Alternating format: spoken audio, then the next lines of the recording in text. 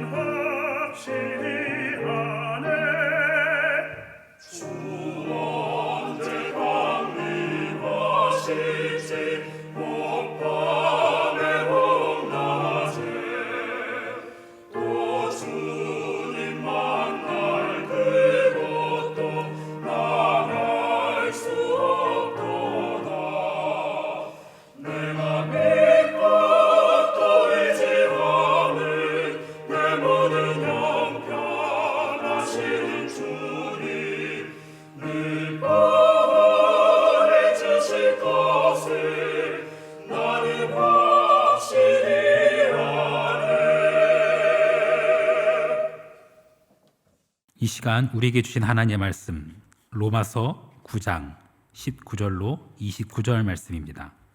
로마서 9장 19절로 29절 말씀. 혹 내가 내게 말하기를 그러면 하나님이 어찌하여 허물하시느냐 누가 그 뜻을 대적하느냐 하리니 이 사람아 내가 누구이기에 감히 하나님께 반문하느냐 지음을 받은 물건이 지은 자에게 어찌 나를 이같이 만들었느냐 말하겠느냐 토기정이가 진흙 한 덩이로 하나는 귀히 쓸 그릇을 하나는 천히 쓸 그릇을 만들 고난이 없느냐 만일 하나님이 그의 진노를 보이시고 그의 능력을 알게 하고자 하사 멸하기로 준비된 진노의 그릇을 오래 참으심으로 관용하시고 또한 영광받기로 예비하신 바 긍휼의 그릇에 대하여 그 영광의 풍성함을 알게 하고자 하셨을지라도 무슨 말을 하리요? 이 그릇은 우리니 곧 유대인 중에서뿐 아니라 이방인 중에서도 부르신 자니라. 호사의 글에도 이르기를 내가 내 백성이 아닌 자를 내 백성이라 사랑하지 아니한 자를 사랑한 자라 부르리라. 너희는 내 백성이 아니라 한 그곳에서 그들이 살아계신 하나님의 아들이라 일컬음을 받으리라 함과 같으니라. 또 이사야가 이스라엘에 관하여 외치되 이스라엘 자손의 수가 비록 바다의 모래 같을지라도 남은 자만 구원을 받으리니 주께서 땅 위에서 그 말씀을 이루고 속히 시행하리라 하셨느니라. 또한 이사야가 미리 말한 바 만일 만군의 주께서 우리에게 씨를 남겨두지 아니하셨더라면 우리가 소돔과 같이 되고 고모라와 같았으리로다 함과 같으니라. 아멘. 잠시 기도하겠습니다. 하나님의 은혜로 이 쓸데없는 자 왜 구속하여 주는지 난 알 수 없도다. 정말 알 수가 없습니다. 하나님, 내가 어쩌다가 구속받았는지 알 수가 없습니다. 선한 것도 없고 의로운 것도 없는데 왜 나를 사랑하시고 왜 나를 구원하셨는지 알 수가 없습니다. 그저 하나님의 그 은혜에 감사하며 그 하나님의 섭리에 나의 생을 맡길 뿐입니다. 하나님, 오늘도 우리와 동행하여 주옵소서. 우리와 언제나 함께 하시는 예수 그리스도의 이름으로 기도합니다. 아멘. 오늘은 한 예화로 시작할까 합니다. 다섯 사람이 은행을 털기로 모의했다고 합니다. 그 사실을 알게 된 다른 한 친구가 이 5명을 말리고자 간청합니다. 그러지 말라고. 그거 범죄 행위라고. 하지만 결국 그들은요, 그 친구의 간청을 밀쳐내고 은행으로 향합니다. 그때 이 친구가 그 5명 중에 한 명의 다리를 걸어 넘어뜨립니다. 그리고 그와 뒤엉켜 싸우는 거예요. 가지 말라고. 끝까지 싸웠어요. 그래서 그 한 친구는 다리를 걸려 넘어지고 그 다른 친구랑 실랑이 하느라 은행 털기에 가담을 못했어요. 나머지 4사람은 결국 떠났어요. 그리고 은행을 털었습니다. 그런데 은행을 털던 중에 경비원 하나를 쏴 죽이게 됐어요. 그리고 그 4명은요 결국 나중에 다 붙잡힙니다. 그런데 그 과정에서 경비원을 쏴 죽인 것 때문에 그들에게는 사형이 선고되었습니다. 그런데 친구한테 다리 걸려 넘어져가지고 뒤엉켜 싸우느라 은행 털기에 가담을 못했던 그 친구는 사형을 면했지요. 자, 여기서 질문입니다. 그 4사람에게 사형이 선고된 것은 누구의 잘못 때문이죠? 그리고 사형을 면한 사람, 그 은행 털기를 친구 때문에 친구한테 다리가 걸려 넘어져가지고 친구랑 씨름하느라 은행 털러 못 갔던 사람은 왜 사형을 면하게 되었죠? 여러분, 4사람이 사형을 원고받은 것은 다른 사람의 죄 때문이 아닙니다. 자기네들이 잘못해서 그래요. 마찬가지로 이 한 사람이 친구랑 뒤엉켜 싸우느라 은행 털기를 못 가서 사형 선고를 받지 않은 것은 이 사람이 잘했기 때문인가요? 사람들이요, 지옥에 가는 것은 다른 누군가의 책임 때문이 아닙니다. 자기 죄 때문에 지옥 갑니다. 그걸 말리지 않은 사람의 책임으로 돌릴 수 있을까요? 그리고 또한 천국에 가는 것, 그것도 내 자격이나 공로 때문 아닙니다. 성경은 우리에게 구원에 대해서 이렇게 말합니다. 에베소서 2장 8절과 9절 말씀. 너희는 그 은혜에 의하여 믿음으로 말미암아 구원을 받았으니 이것은 너희에게서 난 것이 아니요 하나님의 선물이라.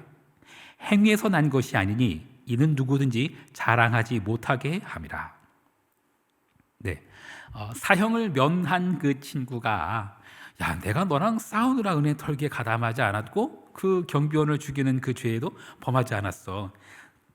내가 너랑 싸우기로 선택한 거는 참 잘한 일이지. 내 선택이 옳았어. 난 참 잘났어. 이렇게 의수된다면 글쎄요, 그 친구가 그걸 그렇게 자랑할 수 있을까요? 참 낯짝도 두껍죠. 그럴 수 없어요.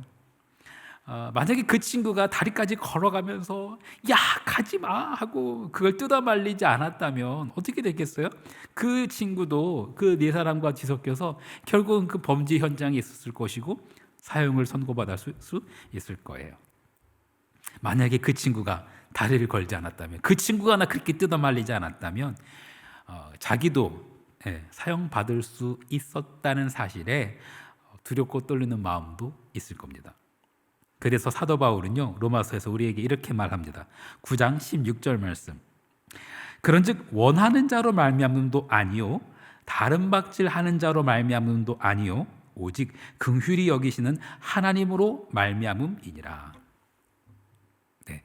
유대인이나 헬라인이나 구분할 거 없이 우리 모두는 죄악으로 다름질하는 자들입니다. 예수를 믿고 죄악에서 돌이킨 자들 역시 과거에는 죄악으로 다름질하던 자들이었어요. 그런데 지금은 예수께 붙잡혀서 예수에게 아주 그냥 다리가 걸려가지고 그 죄악의 길에서 돌이킨 것뿐이에요. 어떻게 하다가 붙잡혔나요? 어떻게 하다가 예수님께 그렇게 다리가 걸렸어요? 네, 조건 없는 은혜입니다. 조건 없는 은혜예요. 바울의 표현을 다시 빌리자면 원하는 자로 말미암은 것도 아니고 다른 박질하는 자로 말미암은 것도 아니고 오직 긍휼히 여기시는 하나님의 은혜로 말미암은 것입니다. 그런데 이 상황을 보면서 어떤 이들이 이렇게 따지는 거예요. 아까 그 은행 강도의 예를 들어볼까요? 아니 그러면 나머지 네 사람은 왜 못 말렸냐라는 겁니다. 그리고 왜 하필 딱 그 한 친구 다리 걸어가지고 그 한 친구만 붙잡았냐라는 거예요. 이걸 가지고 따지는 거예요. 여러분 이걸로 따지는 게 말이 된다고 생각하십니까? 사실 5사람 모두에게 가면 안 돼라고 말만 하고 굳이 그들이랑 뒤섞여가지고 다리까지 걸어가면서 싸워가면서 씨름해가면서 말리지 않아도 돼요. 안 된다고, 그거 분명히 범죄 행위라고 말만 해도 돼요. 그런데 그거 제지하지 않았다고 5명 다 말리지 못했다고 그걸 나무랄 수 있을까요? 그리고 또 그 친구가 왜 하필 딱 5명 중에서 그 한 사람, 왜 하필 그 사람 다리를 걸었는지, 왜 하필 그 사람 붙잡았는지 거기에서 따질 수 있을까요? 어느 누구를 죄악의 길에 빠지지 않도록 붙잡을 것인지는 그 친구의 선택이죠. 그 친구의 선택으로 내 다리가 걸렸고 내가 넘어졌고 내가 그 범죄 현장에 빠지지 않은 것, 그거는 그저 감사할 이유예요. 사도 바울은 계속해서 이렇게 말합니다. 9장 18절 말씀. 그런즉 하나님께서 하고자 하시는 자를 긍휼히 여기시고 하고자 하시는 자를 완악하게 하시느니라. 우리의 구원이 자격이나 공로에 의한 것이 아님을 설명하기 위해서 사도 바울은 오늘 본문에서 호세아와 이사야를 예를 듭니다. 호세아, 그는 선지자였습니다. 그는 하나님의 마음을 반영하고자 하나님께서 이렇게 명령하십니다. 음란한 여인과 결혼해라. 그 음란한 여인 고멜. 그 고멜과 결혼해서 아들을 셋 낳습니다. 그런데 그 아들에 대해서 하나님께서 이름을 직접 지어주십니다. 첫째 아들은 이스라엘입니다. 하나님께서 파종하셨다라는 뜻이에요. 둘째 아들의 이름은 로르하마, 긍휼히 여기지 않겠다라는 뜻입니다. 셋째 이름은 로암미, 내 백성 아니다라는 뜻이에요. 셋의 이름을 연결해 볼까요? 내가 파종했지만 긍휼히 여기지도 않고 내 백성으로 삼지도 않겠다라는 말씀이에요. 저주도 이런 저주가 없죠. 하지만 이 말씀을 그냥 문자 그대로 이해하면 안 돼요. 이런 상황을 가정해 볼까요? 삐뚤어질 대로 삐뚤어진 자식의 모습을 보면서 견디다 못해서 그 아버지가 폭발해 버렸어요. 넌 누구 닮아서 그 모양이야. 아주 꼴도 보기 싫어. 이놈의 자식 그냥 호적에서 파버려. 이렇게 말할 수도 있어요. 여러분 이게 딱 이스라엘 로루하마 로암미 아닙니까? 누구 닮아서 그래? 내가 씨 뿌린 건데. 꼴도 보기 싫어.